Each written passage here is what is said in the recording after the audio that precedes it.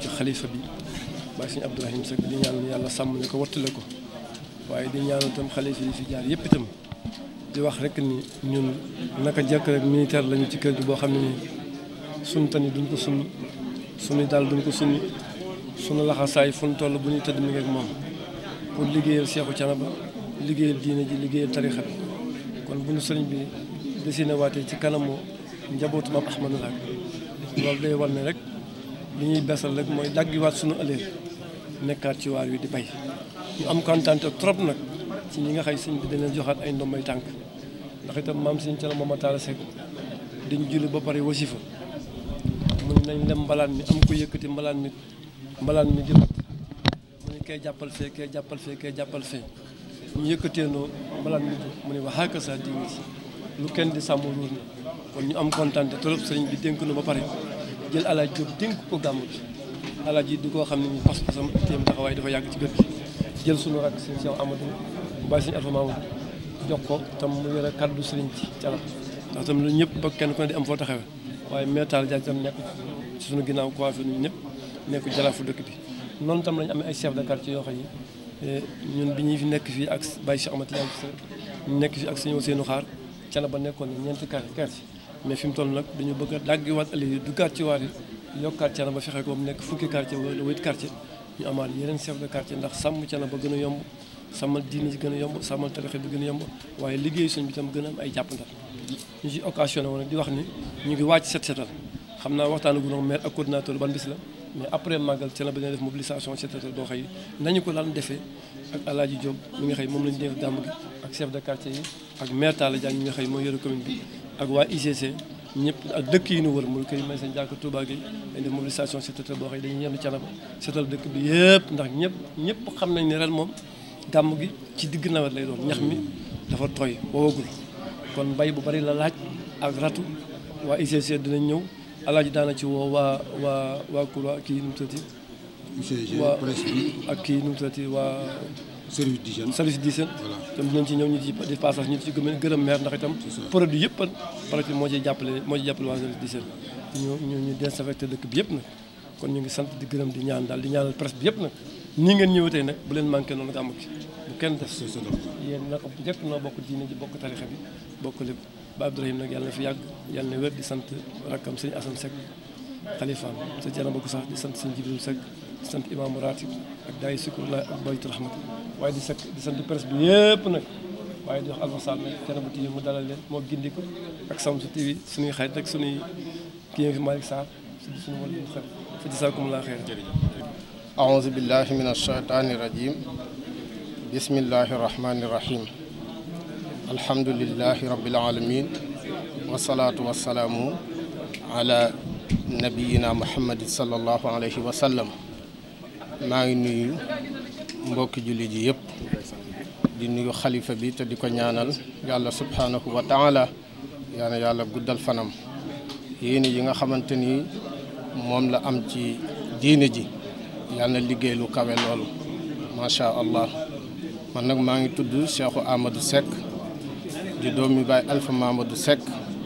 nekkoon xalifa général boo xamante ni moo fi toogal ginnaaw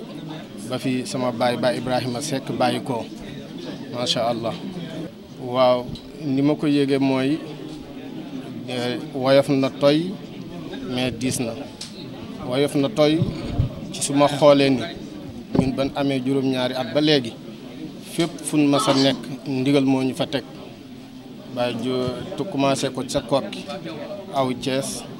aw Kaolack campement Ngexo ba ci Keer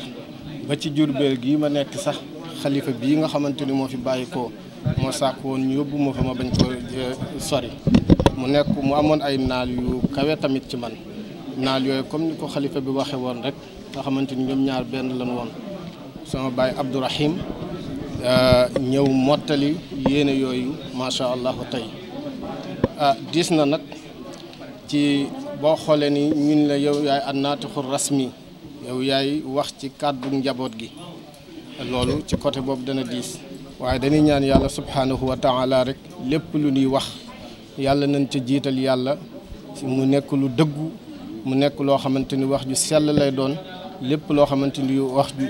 bépp wax bi bàyyi ko ci man mu nekk wax juy booloo comme ni ko xalifa bi waxee léegi. amina seytaan rajim asalaamaaleykum wa rahmatullahi taala wa barakatu. kaddu yi moom du mën a bari ndax kaddu genn la Baye Abdou Rahim moo ko yor yëkkati na kaddu joxe na ay ndigal incha allah bi ñun duñ koy jëfandikoo li tax ma ne kaddu yi mënul bari xam nga lii moom mënta bokk ak wax ju leer il faut ma dindi ko nag ngeen jéggal ma ko. ñi ngi sant yàlla bu baax di julli ci Seydina Muhammad sallallahu alayhi wa sallam kaddu yi Baye Abdou yëkkati xalifa généralu Thiénaba ci gàmmu gi woote na woote bu matale mais bu ànd ak i ndigal ndax ku ne xam na ni gàmmu ren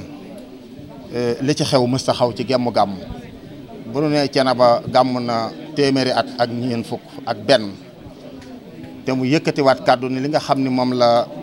kilifa yi digle mooy ñu yor masque yi ak raxasu bi ak moytu nuyoo bi bu nu yem rek ci sol masque yi bu nu yem ci raxasu bi mais nan moytu nuyoo bi ab jullit asalaamaaleykum wa rahmatullah doy na sëkk ba dara xewul kenn ku nekk da nga daan nuyu sa morom saafonte ak moom waaye ginnaaw wax na ni amul garab nuyoo bi ñu moytu ko di takk masque yi mooy garab gi nga xam am nañ yaakaar ni buñ ko defee yàlla musal nu ci kon nan respecté loolo te xam ni yàggatul ñi ngi sant yàlla bu baax nag ci li nga xam ni moom la wax tey fii ci saal bi nga xam ni mooy saalu maam Ahmadou Ndak mu téyel ñu diine ji yoral ñu diine ji waaye nag ma nekk meeru dëkk bi bokk ci njabootam bokk ci taalibe yi bokk ci ay doomam parce que waajuram bi ko jur moom lañ ma tudde muy maam Mor Talla Seck kon dañ koy sant bu baax di ko ñaanal waaye nag di wax njaboot gi ni leen nit moom mënul ludul jëfe ndigal yi nga xam moom la Baye Abdou joxe nan ko jëfe waaye ñun ñi nga xam ne ñoo nekk ci suufamit ñu tuddee ñu ay ndombay tànk yoo xam ni am na ñeneen ñu mu nome tey ñu bokkul ak maire bi ñu war koo ànd liggéey boobu nan ko rafetal nan ko sellal te incha allah bi dina am. dégg ngeen it kàddu yi mu yëkkati jamale ko ci président Macky Sall sant ko gërëm ko dafa am loo xam ne mënee su caa àgg waaye bés ca mën na àgg dina ko passé parce que Baye Abdou amel na président njukkal waaye amel na président cant waaye président it sant na ko gërëm na ko te incha allah bi fii Baye Abdou toogan fi la président toog ni ko dinaa la jàppale ba ñëpp xam ne dinaa la jàppale loolu nag démb la woon tey soog a ñëw kon du nu man lu sant leen gërëm leen tey sama kàddu mënul sori parce que nag day am foo xam ni boo fa tolloo te sa xol sori te nga bokk ci taalibe yi wax ju bari deetoo ko man li may man rek mooy jëf te fasal yéene ñi nga xam ne ñoom la nome tey ñu war koo ànd ak man liggéey ñoom ñëpp ma oof leen ànd ak ñoom liggéey ba ndam li nga xam moom la Baye Abdou soxla ndam loolu mu am ko kon daal du nu man lu sant leen gërëm leen mais ñi ngi sant presse bi nag presse bi yëpp la ñuy sant di leen gërëm ndax Baye Abdou mënoon na woote taalibe yi woo njaboot gi ñu bokk fii toog ci salle bi mais li muy wax du génn salle bi du génn ëtt bi mais tey nag incha allah bi ñëpp ci Sénégal ak bitim réew sax di leen dégg li nga xam moom la Baye Abdou wax moom la joxe ci ay ndigal moom la joxe ci ay ndénkaane kon presse boobu nga xam ne ñooy def loolu il faut ñu sant leen gërëm leen te di leen gën a tàllal loxo nag di leen gën a tàllal loxo bu baax képp koo xam ne aman nga accès Thiénaba accès boobu na nga ko yokk ku fu amul woon accès tàllal nañ loxo pour nga accès am fi accès ñu teg sunu loxo ci sa loxo ànd ak yow liggéey ba nu ngeen ko bëggee insaara bi noonu lañ koy defee kon maa ngi sant ñëpp maa ngi gërëm ñëpp salaamaaleykum wa rahmatullah. D'abord, nous rendons grâce à Dieu et nous prions sur le prophète Mohammed sallallahu alayhi wa sallam pour montrer notre satisfaction. Le khalife général de Thiénaba, Baye Abdou Rahim Seck, nous a renouvelé comme coordinateur du Gamou de Thiénaba. Je crois que depuis 20 ans, j'ai été coordinateur et quand il est venu, il m'a reconfirmé étant coordinateur. Je commence par remercier toute la presse ici présente dans cette salle. Ils m'ont accompagné dans d'autres activités pendant 20 ans et ils vont continuer à m'accompagner. Nous allons célébrer notre 141e édition du Gamou de Thiénaba. Mais vous avez entendu le discours du calife. Il a insisté sur le respect des mesures barrières. La 141e édition du Gamou de Thiénaba va se passer dans un contexte Covid-19. On a déjà fait le CLD au niveau de la sous-préfecture, mais il y a 3 points où l'essentiel où on est axé le CLD, c'est-à-dire l'hygiène, la santé, l'eau, l'électricité. Mais pour la santé, nous sommes en train déjà de recruter 300 jeunes pour le suivi de ces recommandations de mesures barrières. Nous avons aussi prévu presque 100 000 masques qu'on va utiliser, 50 000 kits de lavage de mains, 50 fontaines de lavage de mains qu'on va mettre à la disposition de Thiénaba. En tout cas, le Khalife général est très conscient de la pandémie du Covid-19. Moi-même, en tant que président d'une association qui lutte contre le paludisme, j'ai beaucoup fait dans le domaine de la sensibilisation sur la Covid-19. Et je continue à faire cette sensibilisation. En tout cas, nous allons fêter notre Gamou, 141e édition, mais en respectant les mesures barrières que le ministre de la Santé a dictées aux populations du Sénégal. Donc ça, c'est des précautions qu'on va prendre. Il y aura beaucoup de réunions avec la gendarmerie surtout, parce que nous avons 8 chèques hygiène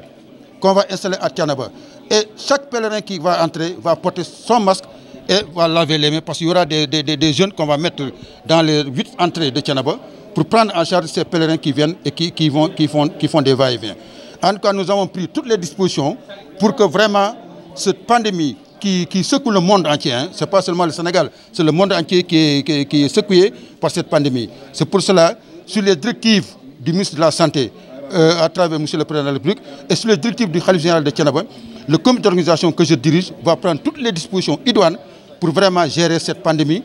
pour que vraiment qu'on passe un Gamou sans Covid-19.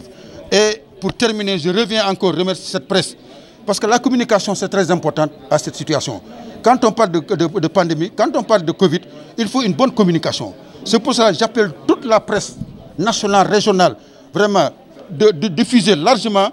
cet appel du Khalife, mais aussi cet appel du comité d'organisation du Gamou, pour que les gens sachent qu'à Thiénaba, on a pris toutes les dispositions pour mettre les pèlerins dans de très bonnes conditions de lutte contre la Covid-19.